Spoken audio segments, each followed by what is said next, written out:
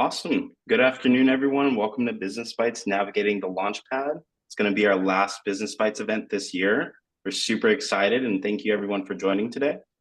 My name is Jack and I'm thrilled to see so many people live right now.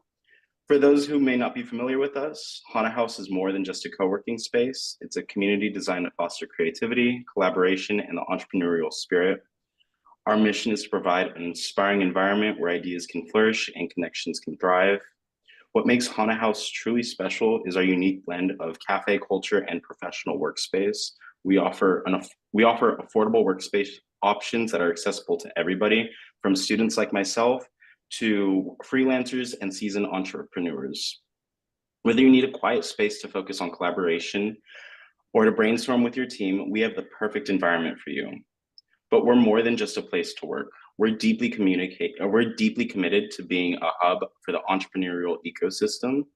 Additionally, we host events like today's, which provide invaluable opportunities for networking and learning from industry leaders like Kelly. As you navigate your own Launchpad this afternoon, I encourage everyone to take advantage of the connections you make today. This is a space where innovation meets collaboration, and we're excited to support you on your journey. Now I'm delighted to hand over the stage to my co-host, Kelly, who will lead us through today's program. Kelly, the floor is yours. Thank you so much, Jack, and thank you to everyone for joining us live in the meeting, or for those of you on live stream. We are really thrilled to have you, and if you happen to be one of the many people who watch this on the recording after, we do want to encourage you to connect and follow with us on LinkedIn, as well as connecting with us locally live at HanaHaus in Newport Beach when we're there. We always love the opportunity to connect with community and get your feedback. So thank you for tuning in. I'm really grateful to have the opportunity to be here today with Shelly Icona and to be really leading this conversation around the strategies for the successful launch of products and programs. And we really want to set the tone for this conversation around tips, really keeping it conversational. So if you do have questions, if you're here and something bubbles up, know that we'll have 15 minutes at the end of today's chat to take those questions and answer them live.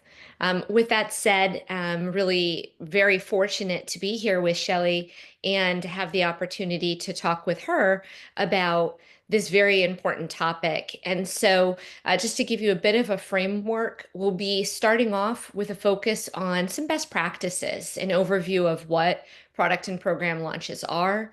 And then we'll really jump right in to some tactical tips and tricks for how to drive success, specifically thinking about how the changing technological landscape is shifting how we launch products and how we manage to launch those products in a way that creates customer stickiness and satisfaction. We'll keep it fun and conversational, and we do look forward to talking with you. So thank you. And with that, let's jump right in. Shelly, I'm going to come to you first and ask you, assume that there's some people who are watching on our live stream who've never launched a product or launched a program. Maybe you can give us a little context of what a product or program launch is. Yeah, thanks, Kelly, and thanks everyone for being here, listening in. It's so funny when I think of a launch, I get a visual of, the rocket on the launch pad, a SpaceX launch, going out, and really, that's just one super small part of what goes in to that event, right? It's everything leading up to it, the event itself, and then everything that comes after it. So what defines a launch to me is really a process that involves a lot of activities. So a strategy, people, a list of activities, and a lot of research and planning for taking something to market, whatever that is. And so that's really how I think about a program or a product launch. And the things that you do change based on if it's a product or a program.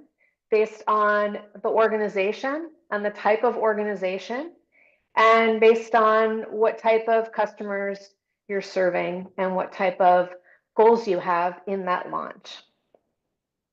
I think that's really helpful, Shelley. And I think so many people share that visual, that imagination of the moment of, hitting go, adding an app to the app store, or imagining that rocket lift off.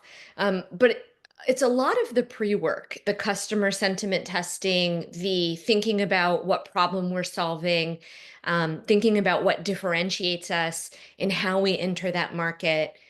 Ahead of that button, I think that really predicts how likely a product is to be able to have that wow factor when it launches. Um, I can think of many times where there's been a tremendous amount of work and then the rocket doesn't get to blast off. And so I think that as we're having this conversation today, um, part of our goal is to talk about what makes a successful launch. How do we make sure that when we're ready for the rocket to take off and we finish that countdown, that the rocket gets to take off and it gets to land successfully again?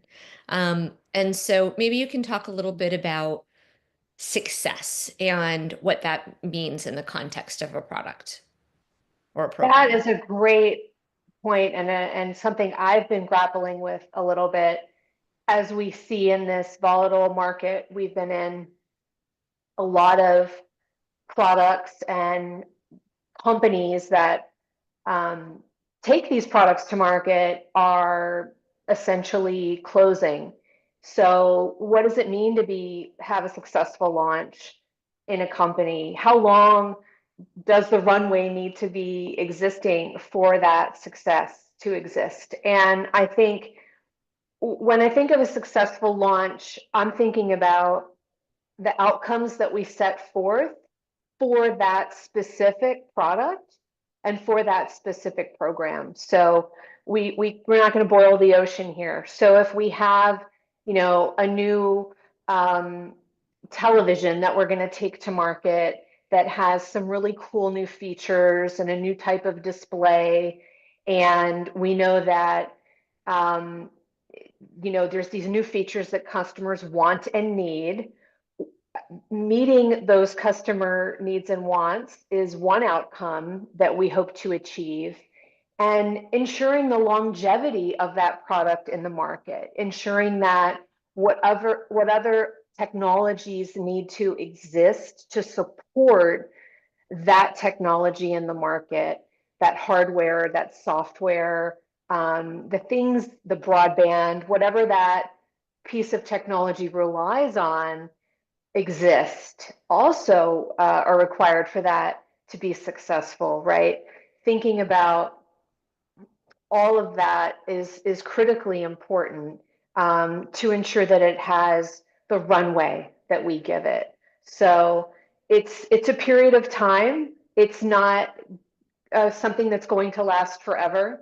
We know that the laptop that I'm using right now has a life, and the launch of it is a success because I'm using it as a customer. I happen to love it and be a brand loyalist. But at some point, it will be obsolete to me, and I will look to another product in that brand's suite, and hopefully they will keep me as a customer and have that customer loyalty for me to adopt another one of their products. Thanks, Shelley. I think one of the things that you said that really resonated with me in that is about the idea and the concept of loyalty, and also the time-based nature of success. And so, just as you said, when thinking about the launch of a product, that there are different variables based on the stage of the organization, the size of the organization, the customer being served. I think one of the things that really stands out to me is it's the team that's launching something that decides how they want to measure success. But it's also the user that has this exchange that gets to also decide if the product met expectations. And it's that interplay between the two that I think is really fun and is sometimes missed when we're thinking about program design, especially with that sort of founder persona. So if you're tuning in, and I know a few of you on the live stream are tuning in, and that founder mindset, a way to think about the customer that's really important is to think about the problem that you want to solve, that you have the greatest opportunity to solve with the least friction. So in a market where there's a lot of volatility, how do you reach the customer you want to serve, solving in a meaningful way a problem that they want to solve with the least friction to being able to get that early traction? And I think that that's a really helpful context for success. So as we talk about that, I want to come back. I want to come back here and talk about why are we talking about this. So Shelley and I gave you a bit of an introduction. If you're familiar with Business Bites, you probably know Shelley and I and the On Its Axis team. But if this is your first time tuning in, I thought I would give you a slightly different introduction today. Shelley is the founder of On Its Axis, and wearing that founder cap that I was just talking about, Shelley, maybe you could speak to a little bit about your founder mindset when you originally talked about On Its Axis, and then a little bit about how On Its Axis has evolved to serve customers today. Absolutely. You know, my background was in engineering and program management, and then I moved into product management, and I wasn't really thinking about building a company, but more about consulting and helping other organizations build better products. So going from the engineering side, way back when, we weren't really looking at customers and market testing and feedback loops. And so when I moved into consulting, I got to do a lot of that work and I loved it. And through those consulting engagements, I heard, well, we need more of you, or we need these types of roles. Do you also do this? And from there, and in my conversations with you, Kelly, we decided that it made sense to grow, join forces and grow the company. And so today, I refer to you as my co-founder because we really have, a product division, a people division that you brought on. And now we have another division of process around business process automation and digital transformation.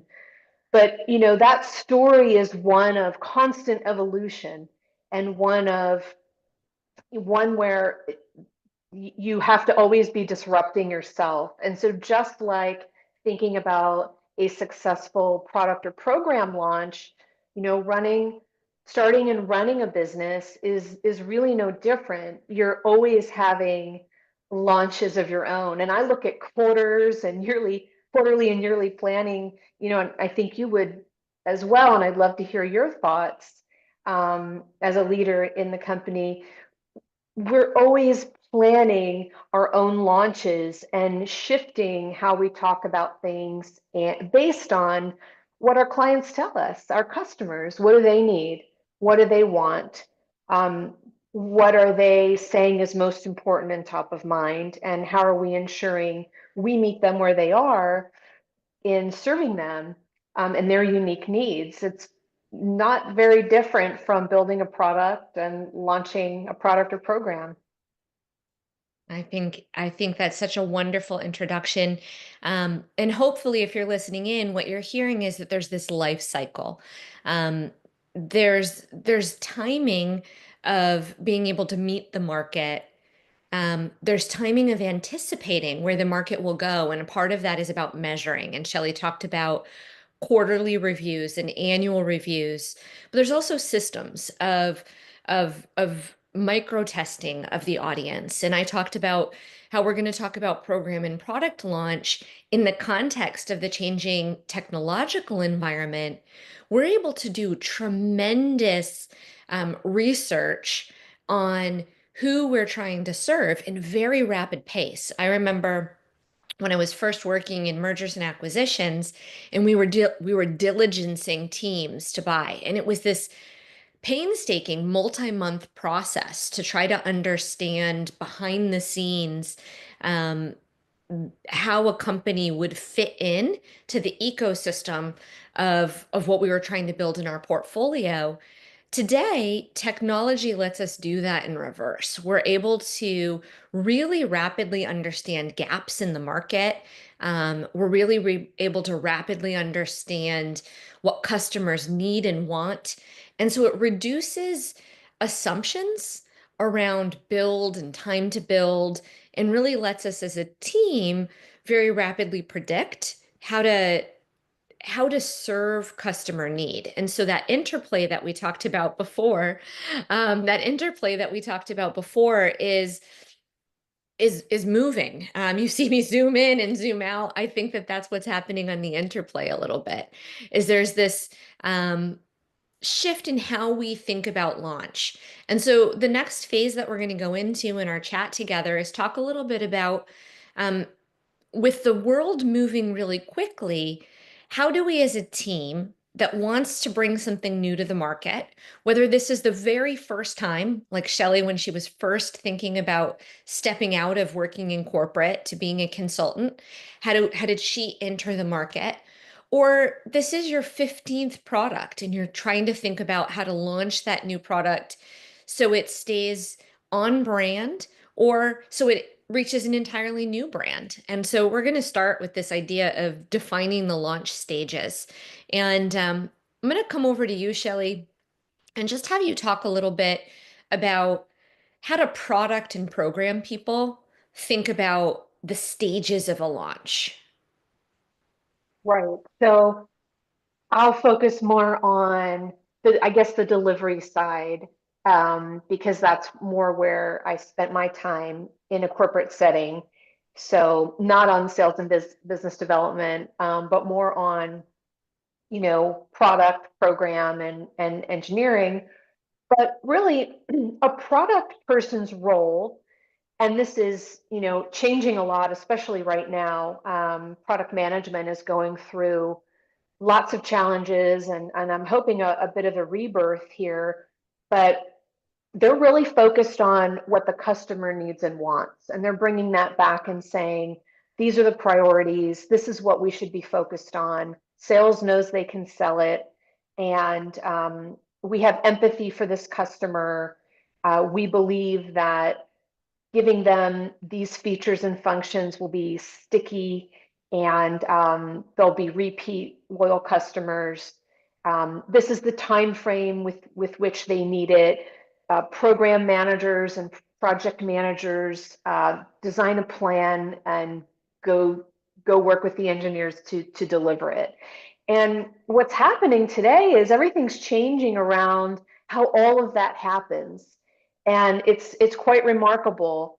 The tools that are being used for the intelligence gathering around research and sort of what we call customer discovery, new customers that we might attract for our, say, product, new product development, the research that we do and how we go about it, as well as how we go and build a schedule and deliver that schedule to take something to market is changing. So the stages kind of remain the same, but I think how we do the dance of managing throughout the life cycle is changing quite a bit.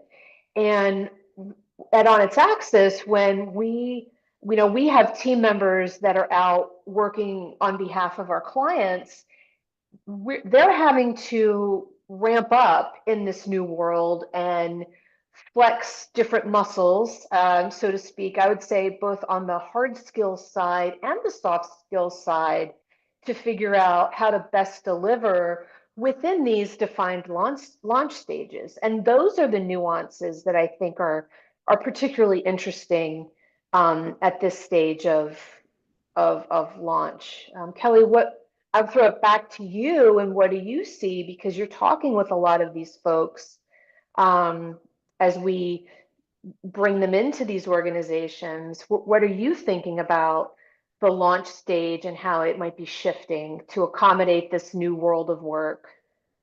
I think you really summed it up nicely um, in the description of flexing different muscles. I think um, once upon a time, I was a PMP, a certified PMP, and there was this very specific timeline for each phase, right? So you'd have ideation, and there was a very specific timeline, and then development and testing and budget and execution. And there would be some estimated sort of early adopter awareness cliff to sunsetting a product. And you would know that all before you went out with a product to market.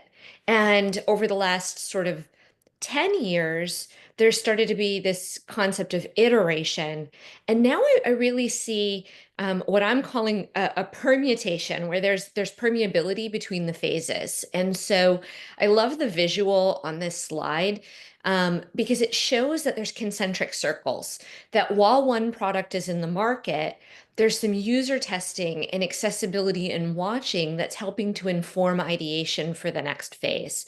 There's there's this interplay in products and product life cycle that allows us not just to work in that linear project plan path that we used to work on, but instead really starts to work in these sort of concentric circles. It's a lot more three-dimensional than it used to be, and launches are a lot more focused. So that's my 2 cents on it, and I'll just jump along um, from defining launch stages to planning and strategy development. So, if we've got these concentric circles, how do we plan? How do we think about research and market analysis?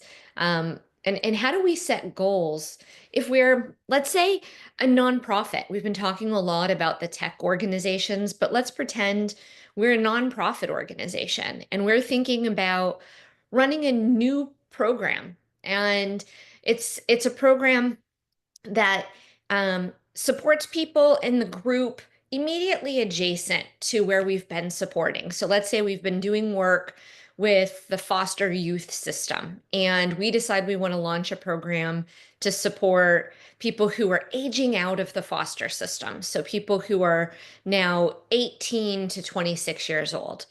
Um, if you were to meet with the executive director of this group, Shelley, and you were to sit down and help them think about some goal setting, do you have any tips for a group like that? Well, I think really understanding the audience you were serving is critical, right? To figuring out how to serve this adjacent audience. And also being clear about the differences, right? Because it's not a one size fits all approach.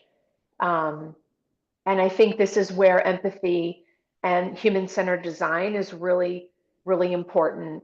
And I think people talk a lot about doing that work, but they often sort of overlook it as, oh, we did it, but it's very time consuming.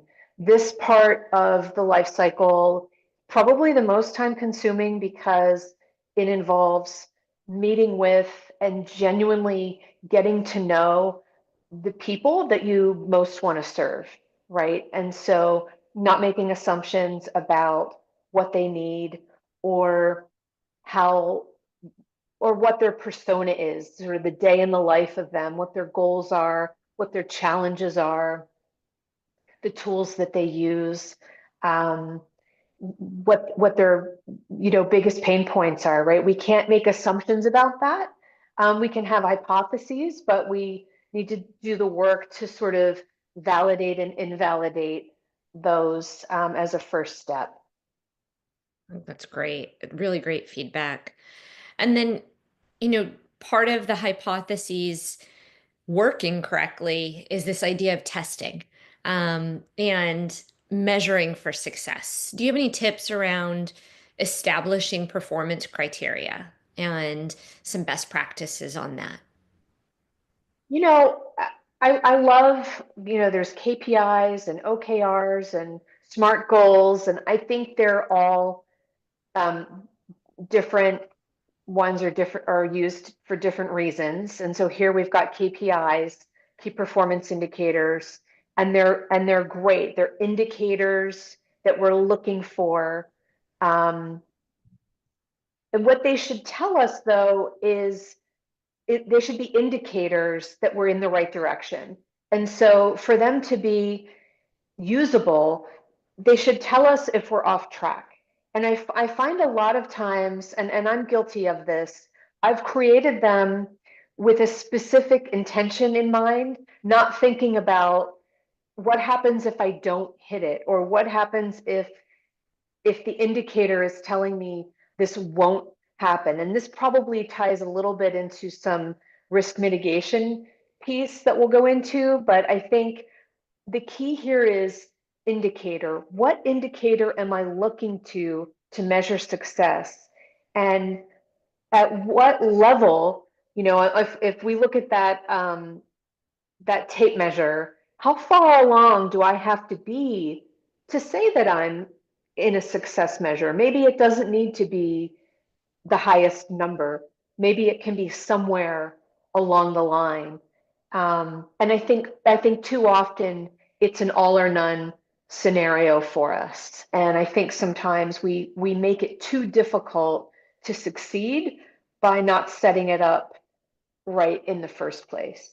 I think that's such an important point, particularly when I think about venture-backed startups or large companies that are launching a new commercial endeavor where they set a really sizable budget that sets up indicators that don't leave room for early pivots because so much work goes into the strategic development that they need such a large pool of data to be able to determine, are we successful or not? And so you mentioned earlier that the market is shifting and there's a number of companies that are going through consolidations right now.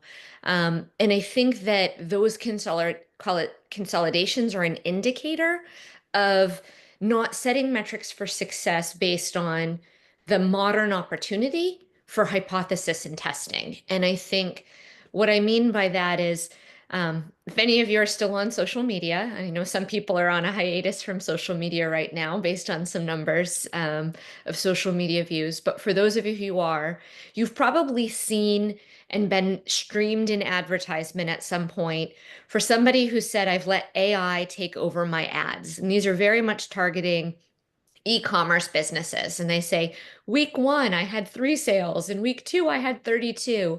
And week 5, I had 132. And it was because AI was able to make all of these assumptions around who I should be serving and what my hooks should be.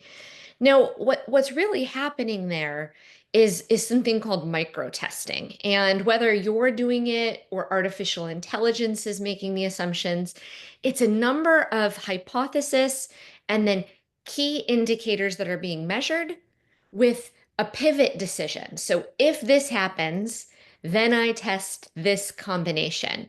And that style prevents you from saying, I'm going to reach 1,000 people with this big push to market on a big brand launch, that if it falls short, my rocket starts to go up with the countdown and the rocket doesn't launch. If that falls short, doesn't leave a lot of places to pivot. And that's really the difference is this sort of micro testing. And so as you're thinking about what is the right measure for success, I would encourage small budget tests initially as you're concepting new ideas to decide market penetration, market opportunity, market audience to get those early adopters. Setting the metrics for success is followed by us really spending a little bit of time together around best practices and team dynamics.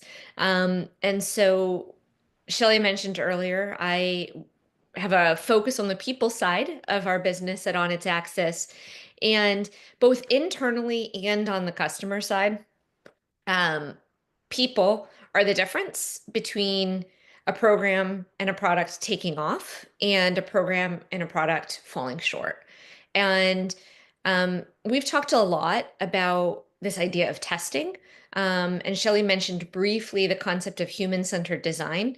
Shelley, I would love for you to just give a quick intro to what is market research, and what do you mean when you say human-centered design for anybody who might not know?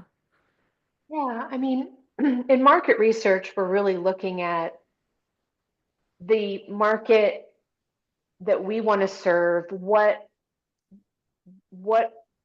the personas, the people that we want to serve, who are those people? Where do they spend their time? What are they buying? What are the purchase cycles? And there's types of market research we can conduct. There's qualitative research. Oftentimes that's like a focus group we can run. There's interviews and surveys. There's observational we can do. We've done a lot of these where you're watching someone interact with something and you're seeing how they navigate maybe a product or maybe how they're using something. That's just to get an indication of their experience. And what's great about it is you get to see something through their eyes. And that type of research is really important to expand your view around how you're thinking about how you can serve that specific group of people. There's also quantitative research, which is a little bit separate. There's competitive research, which you can do on how your competitors are serving the market as well. So market research is very broad, but it's very important. And when we think about human-centered design, it's more about taking the research that we've done and designing or brainstorming potential solutions to solve specific problems around those individuals' use of whatever it is that we've observed. So we can take watching someone, you know, interact with different models for how they might use a pointing device for a computer, right? We call this a mouse, but I mean, there's many different ways. How do we think the mouse evolved to a trackpad, to pointers, to some of these other solutions? We've watched people and we've watched how they interact. We've listened to their feedback on how their bodies have enjoyed or not enjoyed that experience. And then we've come up with different prototypes to suggest how do you find this as an interaction? How do you find this as a design? And so that process is very time consuming and doesn't have to be, though. It can be rapid if it's structured in a way that's done correctly, where it has the right upfront, the right people involved, and the right upfront research at the onset.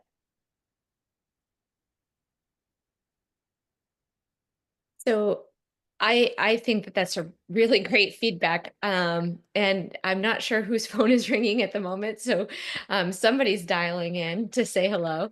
And this is what I would say, just to make it real for people. If you think about a phrase Shelley talked about earlier, she said it's a bit of a dance. And you think about you get a concept for who you want to serve. And typically a founder or a product team in a company, they want to build something new because they have a connection to the audience. They have an insight that they think that uniquely positions them to provide a solution to a problem that the audience that they care about is trying to solve. And so, that group of people comes together and says, I want to solve this problem. I want to understand how to reach this customer, usually they have a lot of opinions on it. And so that opinion becomes a hypothesis. But that opinion, great, because it can start us down a path, is narrow because it comes from the position of the group that's been serving. And so one trick for an optimal outcome in this idea of human-centered design is to check with the audience to see if they're on the same page about how something gets served. And I love the idea of thinking about soap, because soap is something, regardless of where we are in the world, we can think about. And soap is a great product because there's a lot of ways that soap is dispersed. There's a lot of different types of soap. You can have bar soap, you can have powdered soap, you can have concentrated soaps, you can have soaps in the form of bubbles or bath bombs or bath salts. And you can have body washes and body washes that are now perfumed. All of these are soaps and they all serve people, but they segment the audiences that they serve by solving for a very unique need and use case for soaps. Some of you who are listening in may have a hobby of enjoying cars and may want a soap that very clearly cuts through grease, or maybe loves bikes and very clearly cuts through grease on bikes. The idea, if you're launching, is to know the audience you serve, know how your soap differentiates from other soaps, know if it's unique, and have some process to test it to see if the angle that serves the segment that you're trying to reach is unique enough to truly be able to serve that audience. And I think when you're thinking about people, you need enough people on the team that understand the audience, that they can be reached. But then you also need enough diversity and perspective, both from the audience that you're trying to reach and the team that's coming together to solve the problem, to be able to be creative enough to come up with a new way to do soap. During the last kind of 5 years, we started to see fast dissolve, no water free soaps become wildly popular in the world, right? So 5 years ago, those soaps existed, but who we marketed them to, water-free soap solutions suddenly became a very common solution. And I imagine probably about 50% of the people tuning in or who watch this recording probably have now some version of an antibacterial hand wash that they have in their possession, that they own. And many of you probably have them as giveaways that you've received at corporate events that you've attended. So the idea of soap is an example of a launch. There's still needs and there's still room for innovation, even something that's been around and has been done by so many different companies in so many different ways. And diversity of team is a great example of being able to help navigate that. And so fostering a team internally that isn't all based on the same approach. So you don't want a team of just product managers or just engineers trying to solve a problem.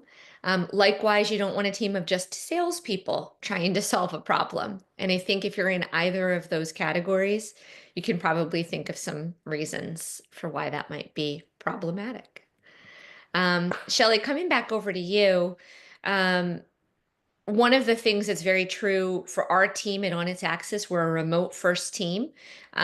We have been for a long time, is this concept of collaboration. It's one of the core values for our company. In your opinion, why is collaboration important to successful product and program launches? And how does it show up differently in the world we're in today versus maybe 10 years ago? Yeah, I think collaboration is the lifeblood of a company in a lot of ways because it keeps people engaged. I think work is work. I mean, some people love their work, some people find work to be challenging, and work is a necessity. But I think collaboration is what makes work sticky, is what makes it fun, is what makes the creative aspects of what we do so rewarding. And I think without effective collaboration, we run the risk of frustration, rework, and missed deadlines, loss of profitability, operational inefficiencies. So I'm a huge fan of collaboration. 10 years ago, we were more in person, and I've always been a big proponent of having think time, and think time for me meant being away from an office, maybe being in my home office, coming up with my planning, coming up with things, and then being together for meetings and whiteboarding and all of those things. And so even 10 years ago, that was a challenge for a lot of companies, and that was a challenge for a lot of teams to know how to work like that. I think in recent years, we've been forced into that. And I think that a lot of digital collaboration tools have emerged to support that effort. I think we've come on board with it. And I think younger generations have naturally adopted and helped older generations be better proponents of those tools. But I think it's really important to constantly evolve in collaboration, whether we're in person, hybrid, or remote. And I think it's more important that we know how to collaborate effectively, whatever tool we're in, it doesn't really matter, but that we know what our own procedures are together as a team, that we've communicated enough to know how to collaborate together. I think it's more about the how than anything else. And that how, getting to the how involves some conversation. Great. I think when I was thinking about the number one benefit of digital collaboration versus in person, and thinking about this topic of collaborating for successful product launch, it allows room for insights from not just people who like to think out loud, but people who are really contemplative, people who need to take time to engage and play with an idea before they provide feedback. But digital tools, asynchronous collaboration creates room for those people to have a voice in the workplace in a way that we didn't have the opportunity for. And study after study shows that creating space for diverse thinkers in the workplace creates more successful project outcomes. It allows people to think about what's our next topic, which is really what happens after we've started to build the plan and we're starting to think about how to execute on a program.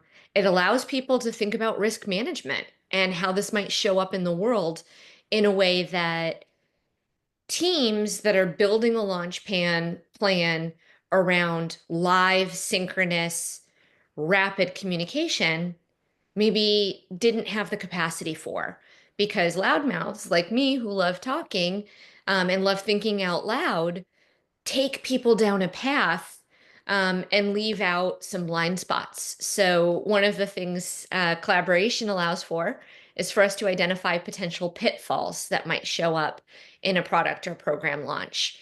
Shelley, maybe you can talk a little bit more about this and about why it's important to be thinking about pitfalls as you're thinking about program success.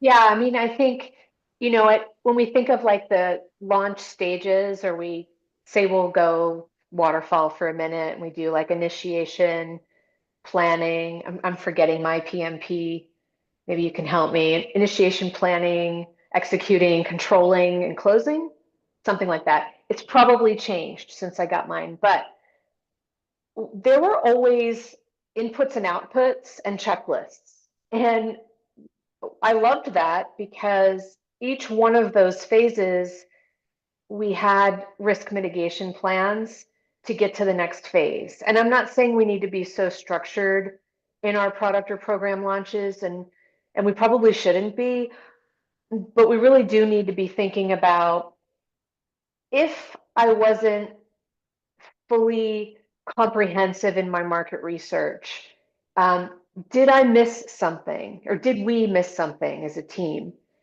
Do we just need to call that out, right? And we just need to account for that, because it's better to know what we know and call that out and account for it than to sort of fly blind um, through launch and post launch and have that come up by, some senior level stakeholder in a debrief, or what some call a postmortem.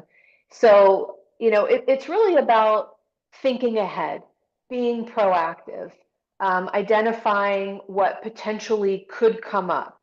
And even if we missed something, we've accounted for it. And it's no different than, I'm driving to Northern California to go do this speaking event, and I don't have a warning light on my car, but it's not running just totally great. I am not going to have time to go get it checked out. This is not a true scenario, by the way. I'm not going to have time to get it checked out. But I can manage that risk, right? There's no warning light. It's a newer car. I'm probably good. If other factors were presenting, the warning light was on, it was an old car, the mileage was up, I've previously had a problem, the weighting on that risk would go up, and maybe I would have to execute a plan B, find another driver, carpool with someone who I know is going, figure out my flight in lieu of driving, et cetera, et cetera. So the risk mitigation plan is so often overlooked, and it's super important, and it's really necessary for adequate planning. And what it does is it bolsters it's your insurance plan is what it is. It's your launch insurance plan. That's great.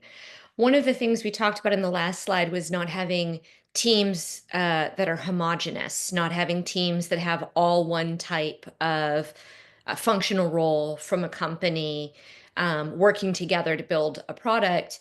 One of the other elements of this in identifying potential pitfalls that is a real execution best practice is to not have just a set data set when you're thinking about launch. You really want to look at recent customer feedback blogs, bring somebody in from your customer success team and ask them about trends they've been seeing and how people have been using the product that you currently have on the market to be able to understand if there's another common use for a product that you didn't think about that is actually accounting for a percentage of your customer purchase.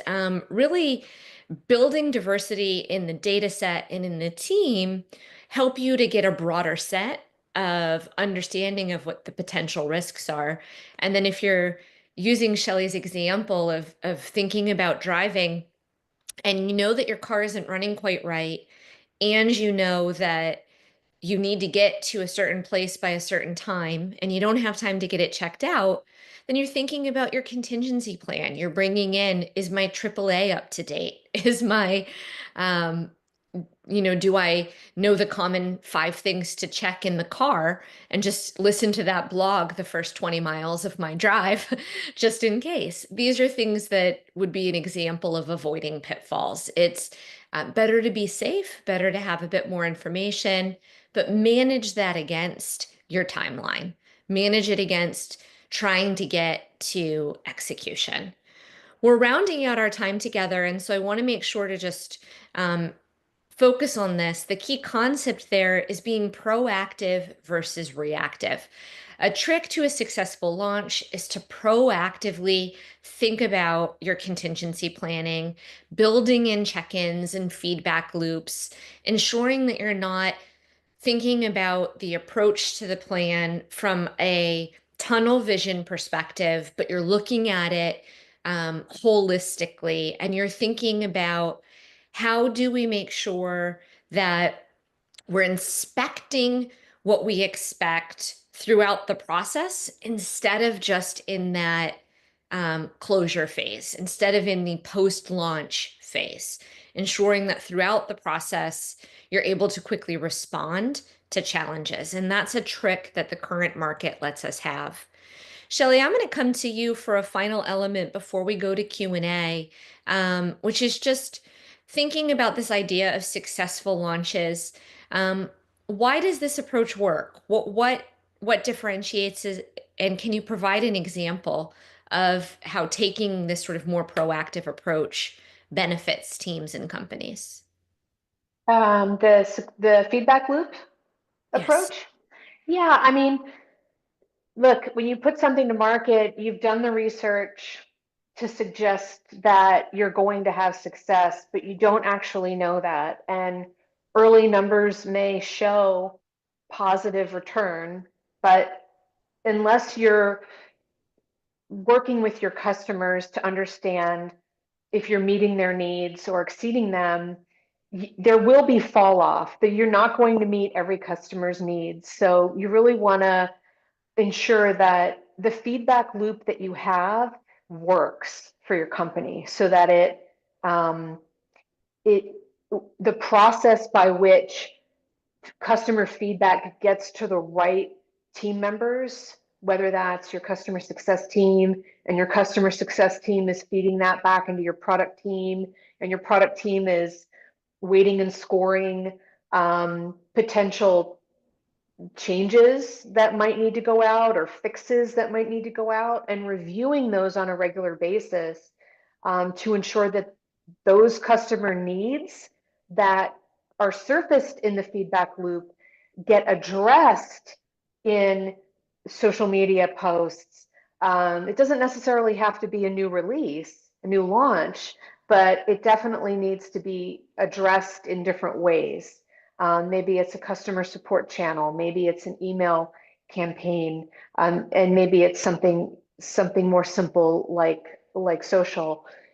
But ensuring that your customers feel heard and that their needs are at least understood to the point where you can respond in an effective way is very important to ensure that the launch was in fact a success, and that the goal of the launch is realized over time. That's great. I would love to open it up now to questions. I'm looking on my, if you see me looking down, I'm just looking at my other monitor for streaming questions as well. So if you're live with us and you have a question, feel free to drop it in chat and then in the stream as well.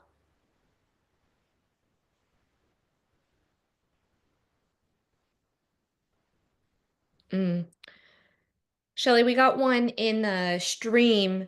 Can you explain the steps to establish effective product positioning? So thinking about product positioning. Yeah, I think that's great. I'm going to use an example. So product positioning, to me, I think marketing uses, is it 4 or 5 P's about, there's like positioning, price, it's about messaging, it's a few factors, but the way I think about it is this product that's in the market resonates with me as a customer. I like the messaging about it. I like the way that I like the product. I like the way it's messaged. I like what it stands for. I like the price of the message. And I'll give an example because I think there's a lot of nuances here. Every January, and when I'm doing maybe a run or a bike ride, I don't drink any alcohol. But I love beer, so occasionally I'll do a non-alcoholic beer during that period.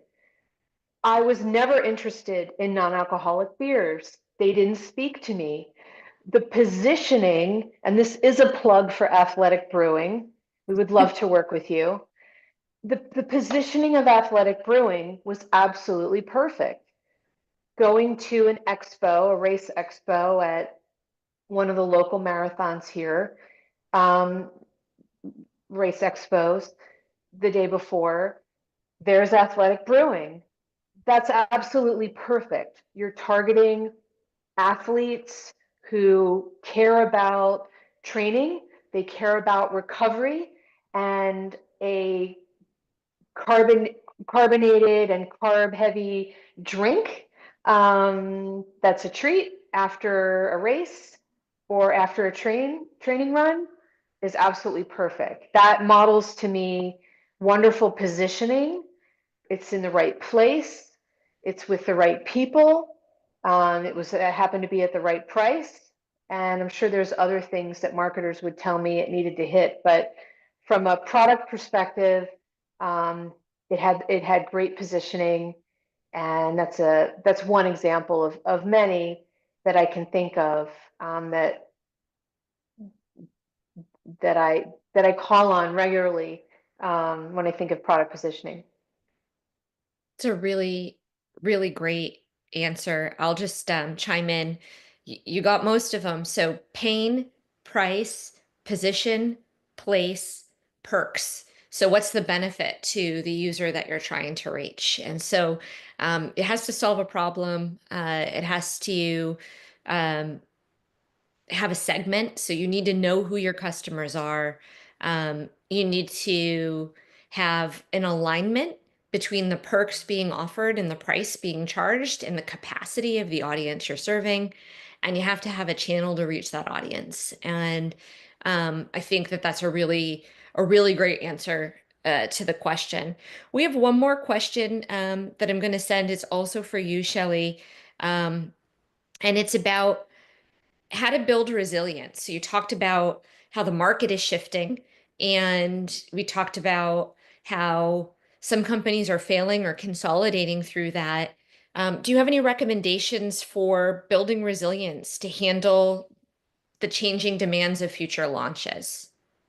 Yeah, I mean, you have to be focused on continuous improvement to stay in the market and to flex your resilience muscles. I think some ways that companies are doing that is, those that grew too fast, maybe they have too many locations. Maybe they need to think about de-investing in locations and reinvesting in ones that are working.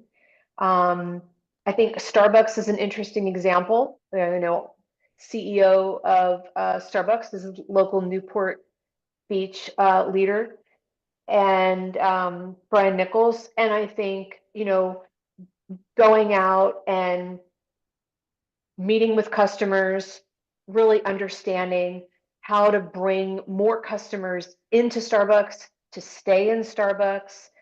Those are continuous improvement models. And that's, directly at the top, doing that work, really getting his hands dirty to figure out how to really unlock new opportunities within Starbucks as a corporation.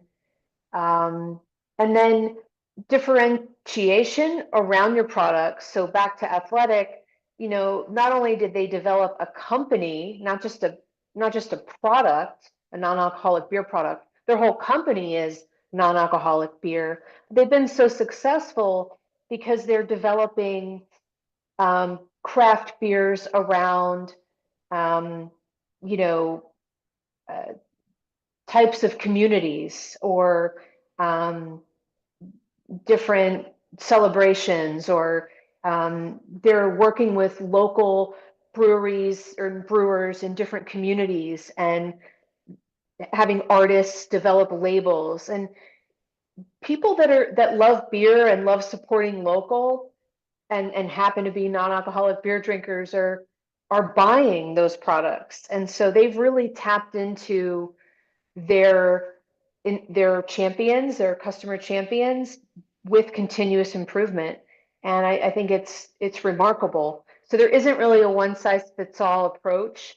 to continuous improvement and resiliency, but resiliency absolutely involves working with your customers to figure out what they need, want, and sometimes demand.